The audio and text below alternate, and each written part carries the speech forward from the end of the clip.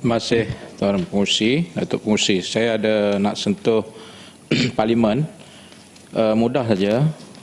Dalam 010200 ni, saya hanya minta untuk memberikan keberkesanan kepada ahli-ahli Parlimen melalui satu ruang di mana ahli Parlimen, kalau kita tengok di negara lain, akan ada tempat untuk dia bekerja.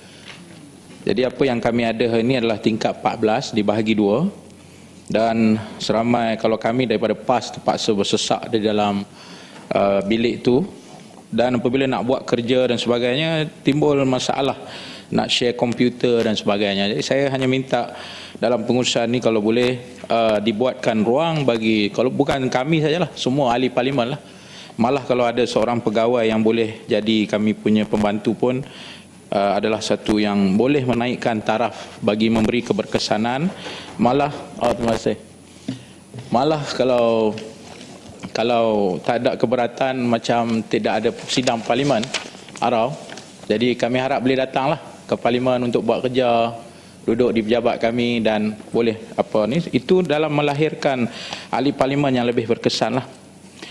Kemudian dari sudut pengurusan juga, kalau boleh buku-buku laporan tahunan yang kita terima, termasuklah Suhakam dan agensi-agensi kerajaan yang lain, kadang-kadang kita tak sempat nak bahas benda itu. Jadi kalau boleh laporan-laporan itu kita adakan jawatan kuasa untuk meneliti satu persatu dan dibuat pertanyaan kepada agensi tersebut kalau ada apa-apa persoalan yang kita nak timbulkan dalam komiti tersebut, jawatan kuasa tersebut.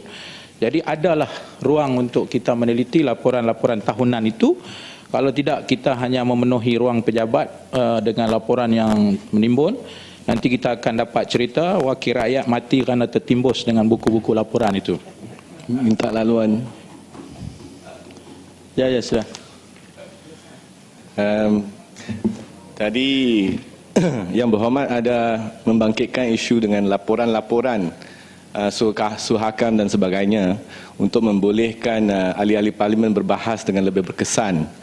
Dalam tahun 2012, International Budget Partnership ada mengemukakan satu survey Open Budget Survey 2012, di mana satu survey telah pun dilakukan atas budget transparansi dan budget proses di seluruh dunia. Dan untuk Malaysia mendapat markah 39 daripada 100, iaitu adalah satu markah yang cukup rendah dan telah pun dikritikkan kerana tidak memberikan maklumat yang cukup kepada rakyat dan juga ahli-ahli Parlimen supaya mereka boleh bersedia berbahas bajet dengan lebih berkesan. Antara satu daripada permintaan dalam survey ini adalah untuk supaya kerajaan membekalkan satu pre-budget report yang boleh diberikan kepada rakyat lebih awal, sekurang-kurangnya 1 bulan sebelum proposal cadangan bajet dicadangkan ataupun dibentengkan di Parlimen, untuk ahli-ahli Parlimen berbahas bajet dengan lebih berkesan. Adakah Yang Berhormat bersetuju dengan cadangan ini? Amat bersetuju dan masukkan dalam saya punya ucapan. Kemudian isu yang lagi-lagilah, kalau itu yang disebut, lagi-lagilah keperluan kita untuk mengemas-kinikan pengurusan. Malah kalau tanya saya lebih mencadang lebih radikal daripada itu. Kalau boleh pre-budget itu juga melibatkan pembangkang di sebelah sini, supaya kita boleh sampaikan apa juga hasrat-hasrat yang mengimbangi soal dasar dan keperluan. Contohnya Pakatan Rakyat dia ada fiscal budget bagi kita mengawal perbelanjaan. Jadi boleh dimasukkan dalam pre-budget, tapi tidak ada begitu. Sebab itu kita berbalah berjam-jam di dalam Parlimen. Kemudian saya nak sentuh tentang isu saya tak tahu pengurusi, waktu saya sudah agak saya pun susah nak cakap, ya, mencemburui saya sebenarnya. Saya tidak mau melengah-lengahkan yang lain. Dah habis dah. Habiskanlah, Yang. Saya bacakan isu perda ada Tasik Gelugong ada tak? Oh, ada.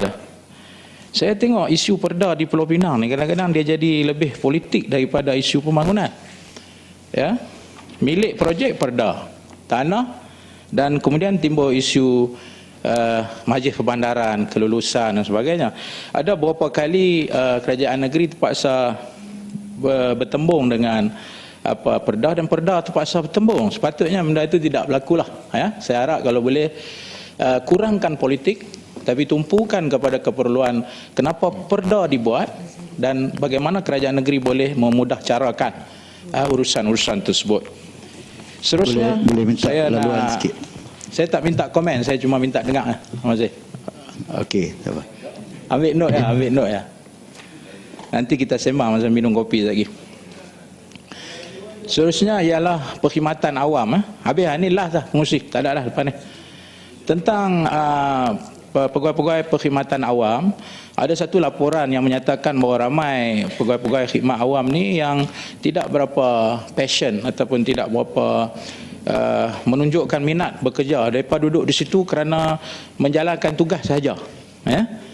Jadi ada satu aspek yang lebih utama, iaitu kepuasan kerja.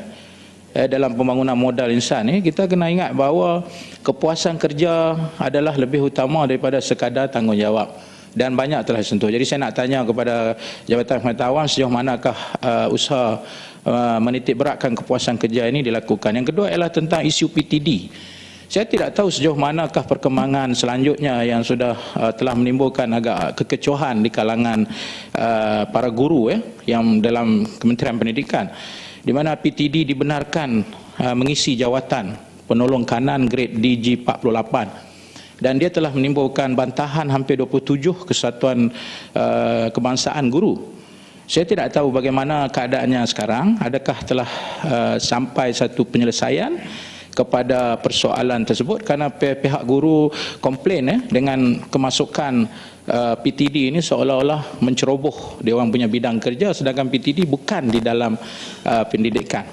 Last sekali, satu saya nak tanya, pasal ada peruntukan yang agak besar bagi tambahan bantuan mengurus jenazah untuk pesara. Apa ni jenazah, apa ni nak urus, siapa dia mati ni sampai 7.2 million ni. Saya minta penjelasan kepada penonton. Sekian, terima kasih Tuan Mengerusi kerana bersabar dengan ucapan saya.